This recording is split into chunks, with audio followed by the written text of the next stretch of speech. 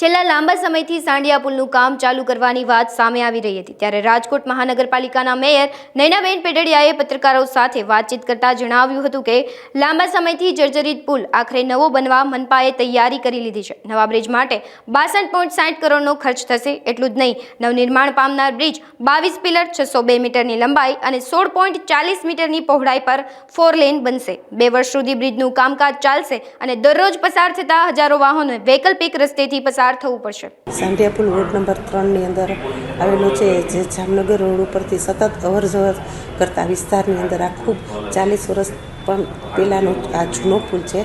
એ પુલને 4 lane બનાવવા માટે કે 2 જવાના રસ્તા અને 2 આવવાના રસ્તા અને એમ્સ હોસ્પિટલ પણ આ રસ્તા ઉપર હોવાથી ભવિષ્યની અંદર પણ આ રોડ છે એ ખરેખર લોકોની અવરજવર સાથે હેવી વાહનો પણ આ રોડ ઉપર જતા હોય અને આ ટેન્ડર પ્રક્રિયા પુલ બનાવવા માટેની ઓપન કરી દીધી છે।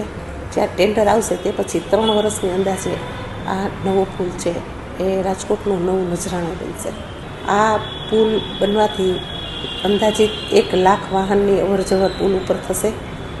પુલ બનવાથી લોકોનો આવવા જવાનો જે પ્રશ્ન છે, 2 રસ્તા જવાના અને 2 રસ્તા આવવાના, એના માટે ઝડપથી વાહન છે પોતાના જગ્યા ઉપર જઈ શકશે અને આવવા જવાની કોઈ વિશેષ અડચણ નહીં રહે અને લોકો છે આનો વિશેષ લાભ લઈ શકશે, કેમ કે આ પુલ 4 લેન હોવાથી પહોળો પણ બનશે અને ખૂબ આકર્ષક પણ હશે।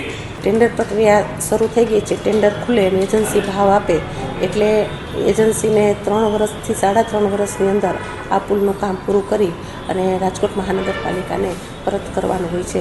એટલે જેમ ઝડપથી થાય તે પ્રક્રિયા રાજકોટ મહાનગરપાલિકા દ્વારા કરવામાં આવશે। ટેન્ડર પાસે ભાવ મંગાવ્યા છે।